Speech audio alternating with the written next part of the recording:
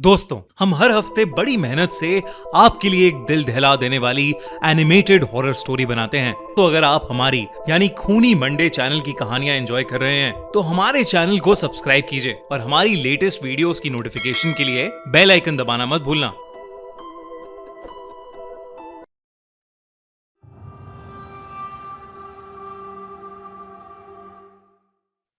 अमिता और उसके पति इलेश का हमेशा से एक सपना था कि उनका पहाड़ों में एक छोटा सा घर हो। उन दोनों ने अपना एक ऑनलाइन बिजनेस स्टार्ट किया था जिसके चलते वो कहीं से भी काम कर सकते थे। इसलिए उन्होंने हिमाचल के एक छोटे से गांव में कहीं दूर एक पुराना घर खरीदा जिसके चारों तरफ जंगल, बड़े बड़े पेड़ और अलग अलग सुंदर फूल थे। अमिता उस घर को लेकर बहुत खुश थी। पीले रंग का वो बड़ा सा घर सूरज की किरणों में बहुत खूबसूरत लग रहा था। पर जैसे ही अमिता ने घर का दरवाजा खोला, उसे घर के अंदर से एक अजीब सी बदबू आई। घर काफी सालों से बंद था और गंदा था, शायद इसलिए वो बदबू आ रही थी। वो दोनों जब घर के अंदर गए तो दिन के उजाले में भी अंदर गुप्त अंधेरा था। उन्होंने कैंडल्स जलाई, इलेक्ट्रिसिटी ऑन की, घर साफ किया और फिर अपना सामान सेट किया। उसी रात जब अमिता ने खाना बनाने के लिए सब्जियां काटनी शुरू की तो ताजी दिखने वाली सब्जियां अंदर से पूरी तरह सड़ी हुई थीं, बल्कि सब्जी के अंदर से काले कीड़े निकल रहे थे। थकान की वजह से उन्होंने उस रात खाना ही नहीं बनाया, सिर्फ ब्रेड बटर खाया और सोने चले गए। रात के करीब 4-4:30 बजे जब अमिता की नींद खुली तो इलेश बेड पर नहीं था। अमिता ने परेशान होकर बाहर जाकर देखा तो इलेश बगीचे में फावड़े से एक गहरा गड्ढा खोद रहा था और उसके चेहरे पर एक अजीब सी मुस्कुराहट थी। अमिता ने उसे पुकारा तो इलेश जैसे होश में आया। उसे याद ही नहीं था कि वो बाहर बगीचे में कब और कैसे पहुंचा। अमिता को लगा कि शायद इलेश ने कोई सपना देख लिया होगा और वो उसी सपने के अंदर नींद में चलने लगा होगा।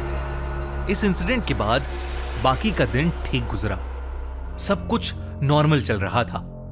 अमिता और इलेश अपने नए घर में काफी खुश थे, पर अगली रात सब कुछ बदल गया। अमिता की नींद एक तेज शोर से खुली। घर के नीचे वाले फ्लोर पर एक ऐसी आवाज आ रही थी जैसे कोई भारी कुर्सी को जोर जोर से आगे पीछे कर रहा हो। अमिता डरते हुए धीरे धीरे नीचे गई तो वो आवाज सीढ़ियों के नीचे से आ रही थी। वहां उसे एक छुपा हुआ दरवाजा मिला जो बेसमेंट के एक कमरे में जा रहा था। अमिता जब उस अंधेर कमरे में गई तो उसने देखा कि वहां सड़ी हुई जड़ी बूटियां रखी हैं और एक रॉकिंग चेयर पर इलेश बैठा एक काली बोतल को घूर रहा है। दीवार पर लटकी लालटेन की हल्की रोशनी में अमिता ने देखा कि इलेश के ठीक पीछे एक धुंधली काली परछाई खड़ी है और उसके लंबे बाल और खोखली सफेद आंखें हैं। अमिता ने जैसे ही कांपती आवाज में इलेश को पुकारा, वो चेयर हिलना रुक गई। इलेश का सर एक भयानक आवाज के साथ मुड़ा। उसकी आंखों की पुतलियां गायब थीं और वो गुस्से से अमिता को देखने लगा। तभी इलेश के पीछे खड़ी वो भयानक काली परछाई एकदम से अमिता के सामने आ गई। वो परछाई एक बहुत ही भयानक औरत की थी।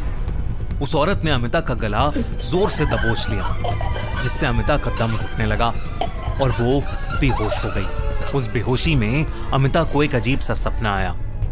उसने सपने में देखा कि वो रात के भयानक अंधेरे में बगीचे की उसी जगह पर खड़ी है जहां इलेश खुदाई कर रहा था और वो खुद अपने हाथों से पागलों की तरह जमीन खोदती जा रही है। सपने में उसके नाखून टूट रहे थे और उंगलियों से खून बह रहा था। पर अगली सुबह जब अमिता की आंख खुली तो वो अपने बिस्तर पर थी। उसे लगा कि जो कुछ भी उसने महसूस किया वो सब सिर्फ एक बुरा सपना था। पर जैसे ही उसने अपने हाथ देखे, उसकी चीख निकल गई। उसके हाथ सच में मिट्टी और सूखे हुए लाल खून से सने हुए थे। बाहर इलेश उस गड्ढे को भर रहा था और जमीन पर गिरकर जोर जोर से रो रहा था। पर अमिता के पुकारने पर वो एकदम से चुप हो गया, जैसे कुछ देर पहले कुछ हुआ ही ना हो। अमिता इलेश से कुछ कह पाती उससे पहले ही उसे जोरों की ठंड लगने लगी और उसका सर भारी होने लगा। उसे उल्टी आने लगी तो वो घर के अंदर भागी।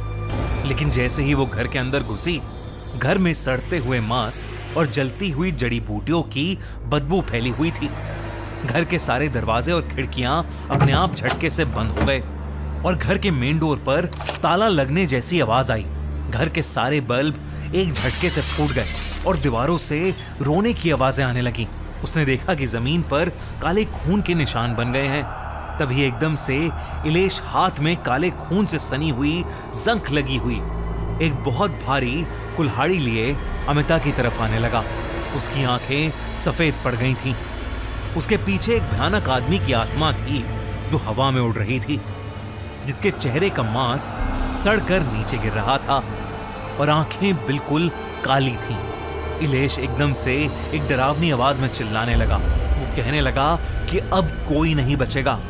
अमिता धीरे धीरे पीछे हटने लगी और तब वो किसी चीज से टकराई। उसने मुड़कर पीछे देखा तो उसके सामने वही भयानक औरत खड़ी थी जो उस रात उसे बेसमेंट में दिखी थी। उस औरत ने अमिता का गला जोर से दबोच लिया, जिससे अमिता का दम घुटने लगा और वो फिर बेहोश हो गई।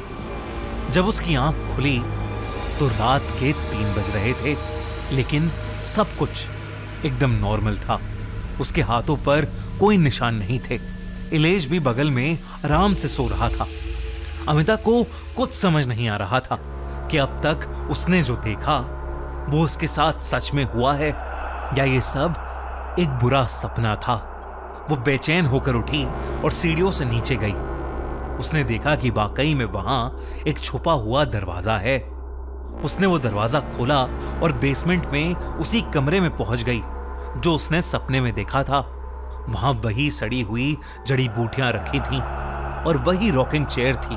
कमरे में बहुत धूल मिट्टी थी और एकदम गुप्त अंधेरा था।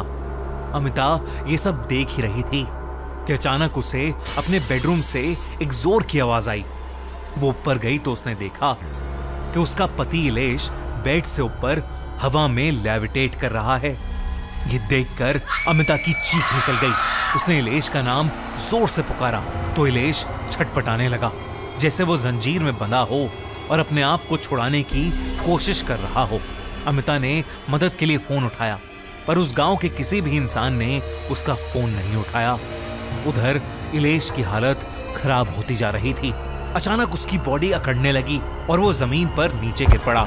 अमिता जैसे ही उसके पास उसे देखने गई, वो घबरा कर चिल्ला उठी, क्योंकि इलेश की जगह वहां वही भयानक औरत लेटी थी जिसे अमिता अपने सपनों में देख रही थी। इस बार वो बहुत खूंखार लग रही थी। उसने एक बार फिर अमिता का गला दबोचा, जिससे अमिता का दम घुटने लगा और उसकी सांसें रुक गई। उस दिन की सुबह इलेश के लिए बिल्कुल अलग थी।